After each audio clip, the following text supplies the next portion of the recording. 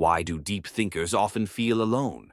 Not just physically, but emotionally, existentially, spiritually, surrounded by people and yet untouched, seen but not fully known.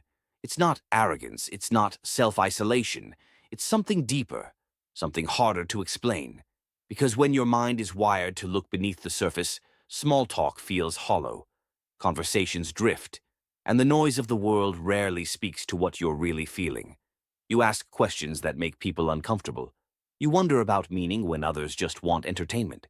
You sit with silence while most run from it. You feel more, but that depth can become distance. You see, the deeper you think, the more clearly you see the illusions, the roles, the masks, the ways we perform for acceptance instead of showing up as we are. And once you see it, you can't unsee it.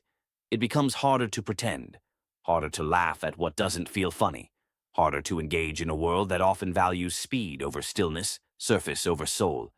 Deep thinkers crave truth, not just facts, but truth, emotional truth, spiritual truth, something real.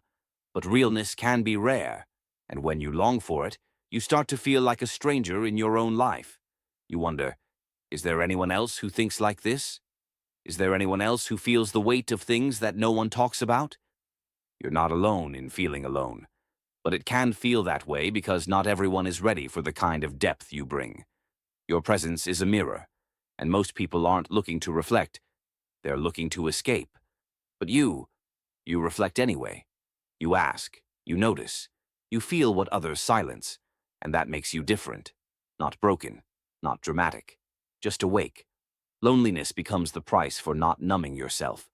But that loneliness, as painful as it is also sacred. It means your soul is still alive, that your heart is still open, that you haven't folded yourself into the shape others expected. You stayed true. And yes, that comes with solitude, but it also comes with clarity. Because while you may walk alone, you walk in truth. And one day, you will meet someone who sees you, who listens beneath your words, who meets you at the depth you thought no one could reach.